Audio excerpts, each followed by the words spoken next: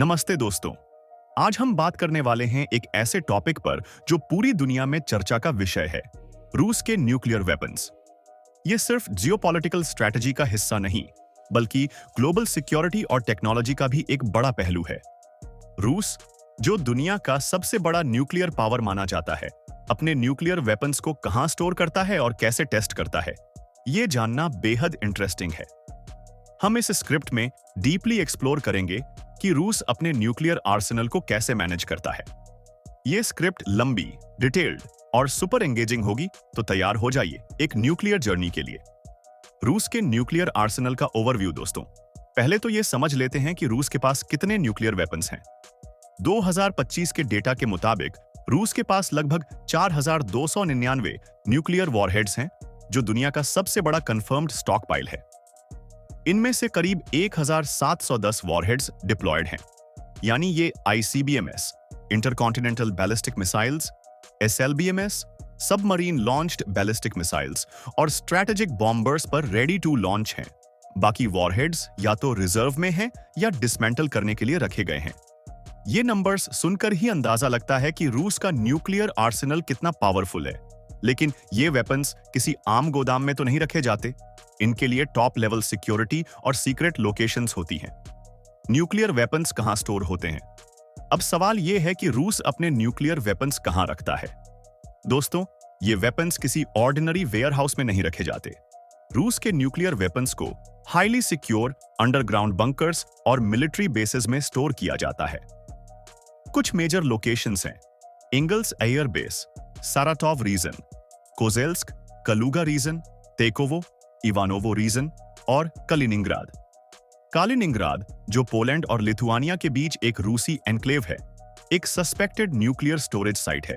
इसके अलावा 2023 में रूस ने बेलारूस में असिपोविची के पास एक न्यू स्टोरेज फैसिलिटी बनाई, जहां टैक्टिकल न्यूक्लियर वेपन्स रखे जा सकते हैं। ये साइट्स इतनी सिक्योर होती हैं कि इनके डबल फेंस्ड पेरीमीटर्स और एडवांस्ड सर्विलांस सिस्टम्स होते हैं। एक अमेरिकन जनरल ने रूस की एक न्यूक्लियर स्टोरेज साइट को विजिट किया था और बताया कि वहां 3 लोगों की नीति है, यानी कोई भी वेपन एक्सेस करने के लिए 3 लोगों का अप्रूवल चाहिए। स्टोरेज साइट्स की सिक्योरिटी की बात करें तो रूस के न्यूक्लियर स्टोरेज साइट्स दुनिया के सबसे सिक्योर फैसिलिटीज में से हैं। इन साइट्स पर न सिर्फ आर्म्ड गार्ड्स होते हैं, बल्कि मोशन सेंसर्स, सीसीटीवी और एंटी इंट्रूजन सिस्टम्स भी होते हैं। हर वेपन का मूवमेंट ट्रैक किया जाता है और किसी भी वेपन को मूव करने के लिए हाई रैंकिंग ऑफिसर्स का अप्रूवल चाहिए। एक इंटरेस्टिंग बात, रूस के स्ट्रैटेजिक रॉकेट फोर्सेस के पास एक सिस्टम है जहां हर वेपन का रिकॉर्ड एक डिटेल्ड लॉगबुक में होता है। इस लॉगबुक में हर वेपन की लोकेशन और स्टेटस लिखी होती है। इसके अलावा न्यूक्लियर साइट्स पर एनवायरमेंटल कंट्रोल्स भी होते हैं, ताकि वेपन्स की मटेरियल क्वालिटी खराब ना हो। ये सब सुनकर लगता है कि रूस ने अपने न्यूक्लियर आर्सेनल को किसी भी थ्रेट से बचाने के लिए कोई कसर नहीं छोड़ी। न्यूक्लियर वेपन्स के टाइप्स और स्टोरेज नीड्स। रूस के न्यूक्लियर आर्सेनल में 2 मेन टाइप्स के वेपन्स हैं: स्ट्रैटेजिक और टैक्टिकल। स्ट्रैटेजिक वेपन्स जैसे RS-28 सार्मेट मिसाइल लॉन्ग रेंज होते हैं और दूसरे कॉन्टिनेंट्स को टारगेट कर सकते हैं। टैक्टिकल वेपन्स जैसे इस्कांडर M मिसाइल्स शॉर्टर रेंज के होते हैं और बैटलफील्ड पर यूज होते हैं। इन दोनों के स्टोरेज के लिए अलग अलग रिक्वायरमेंट्स होते हैं। स्ट्रैटेजिक वेपन्स के लिए बड़े अंडरग्राउंड साइलोस या मोबाइल लॉन्चर्स चाहिए, जबकि tactical weapons compact storage units में रखे जाते हैं। हर वेपन के फिसाइल मटेरियल जैसे प्लूटोनियम या यूरेनियम को स्टेबल रखने के लिए क्लाइमेट कंट्रोल्ड एनवायरनमेंट्स चाहिए, क्योंकि ये मटेरियल्स टेम्परेचर और ह्यूमिडिटी से डिग्रेड हो सकते हैं। रूस के स्टोरेज फैसिलिटीज में एडवांस्ड वेंटिलेशन और रेडिएशन शील्डिंग भी होती है, ताकि वर्कर्स और एनवायरनमेंट सेफ रहे।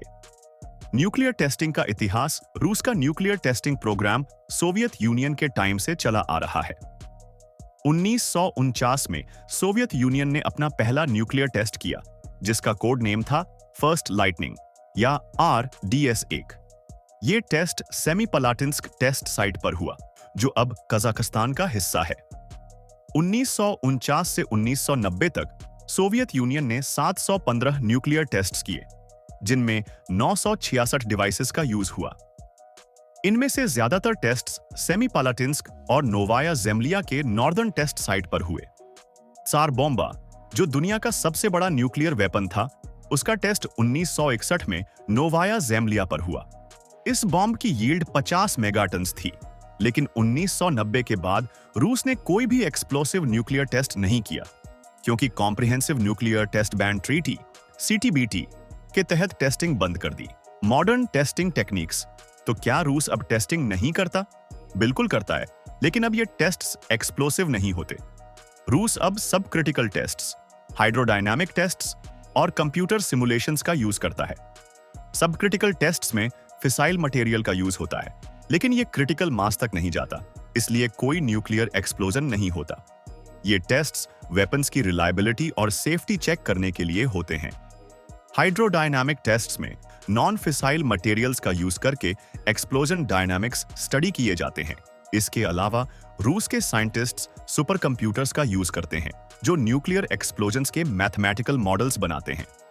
रूस एक जार लेजर नाम का हाई पावर्ड लेजर भी डेवलप कर रहा है, जो न्यूक्लियर डेटोनेशन के इफेक्ट्स को सिमुलेट कर सकता है। ये मॉडर्न मेथड्स ट्रेडिशनल टेस्टिंग से कम रिस्की हैं और सीटीबीटी के तहत अलाउड हैं। टेस्टिंग साइट्स का रोल।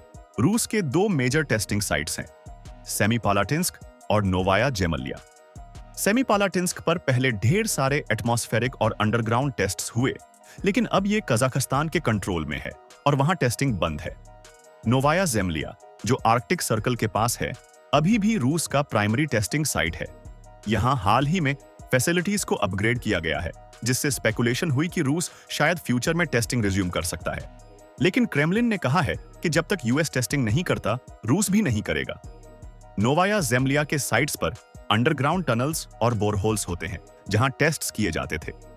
इन साइट्स की जियोलॉजी ऐसी है कि ये न्यूक्लियर एक्सप्लोजन्स के शॉक वेव्स को कंटेन कर सकती है, जिससे रेडिएशन लीकेज कम होता है। इसके अलावा सारोफ में all Russian research institute of experimental physics (VNIIEF) भी एक की फैसिलिटी है, जहां सब क्रिटिकल टेस्ट्स और सिमुलेशंस होते हैं। इंटरनेशनल ट्रीटीज और रूस की स्ट्रैटेजी रूस के न्यूक्लियर प्रोग्राम को इंटरनेशनल ट्रीटीज शेप करती हैं। सीटीबीटी के अलावा न्यू स्टार्ट ट्रीटी भी इंपॉर्टेंट है, जो रूस और यूएस के डिप्लॉयड स्ट्रैटेजिक वॉरहेड्स की लिमिट सेट करता है। 2026 में न्यू स्टार्ट एक्सपायर होने वाला है और इसके रिन्यूअल पर टॉक्स चल रहे हैं। रूस ने 2023 में सीटीबीटी से अपनी रैटिफिकेशन विड्रॉ कर एक स्ट्रैटेजिक मैसेज दिया कि वो अपने न्यूक्लियर कैपेबिलिटीज को फ्लेक्सिबली मैनेज करना चाहता है। ये यूएस और नाटो के लिए एक सिग्नल है, क्योंकि रूस अपने न्यूक्लियर आर्सेनल को डिफेंस के लिए यूज करता है। रूस की स्ट्रैटेजी में न्यूक्लियर वेपन्स न सिर्फ डिफेंस के लिए हैं, बल्कि जियोपॉलिटिकल लिवरेज के लिए भी। रूस का न्यूक्लियर आर्सेनल न सिर्फ उसकी मिलिट्री पावर का सिंबल है, बल्कि ग्लोबल पॉलिटिक्स में एक गेम चेंजर भी है। उम्मीद है ये स्क्रिप्ट आपको इस टॉपिक की गहराई तक ले गई होगी। अगर आपको और डिटेल्स चाहिए या कोई और एंगल एक्सप्लोर करना है, तो जरूर बताएं। Stay curious, stay safe.